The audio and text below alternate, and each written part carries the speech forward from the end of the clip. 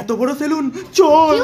এখানে তোর রূপচর্চা করাতে গেলে আমার বাড়ি বেচা লাগবে, চল চল, তোর জন্য বাড়ি বেচবো, চল। Hello sir, hello ma'am, how can I help you? এই বাংলায় বল, এরকম ইংরেজিতে কথা বলবে আর লাস্টে বিলে গিয়ে টাকার অঙ্কটা বাড়িয়ে দেবে। বুঝি না তোদের স্কিম, বুঝি না আমি। হ্যাঁ, তুমি একটু চুপ করো, আমি ফেশিয়াল আর হেয়ার স্মুথিং করাবো।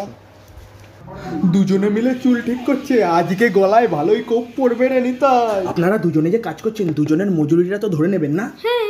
আমি যদি আপনাদের কাজটা করে দিই তাহলে মজুরি দেওয়া লাগবে? আপনি পারবেন? পারবো কি পারবো না সেটা পরের ব্যাপার, মজুরি দেওয়া লাগবে নাকি বলুন? শুধু প্রোডাক্টের দামটা দিয়ে দেবেন, হয়ে যাবে। ওকে, আপনার হেডফোনটা নিলাম। হ্যাঁ এবু, এই দুটো কানে ঢুকিয়ে চোখ অফ করে চুপচাপ বসে থাকবি, মাঝখানে কিন্তু চোখ খুলবি না, তাহলে তোর ফেসিয়াল ভালো হবে না। আমি এসে ডাকলে তবেই চোখ খুলবি, ঠিক আছে? লাগিয়ে নে, লাগিয়ে নে। আর না না না, থামুন, এত বেশি দিলেন কেন? এরপর ফেসের কিছু হয়ে গেলে আমাদের বলতে পারবেন না। ভয় দেখাচ্ছেন কেন? কিচ্ছু হবে না। দেখ কেমন টমেটোর মতো মুখ হয়ে গেছে।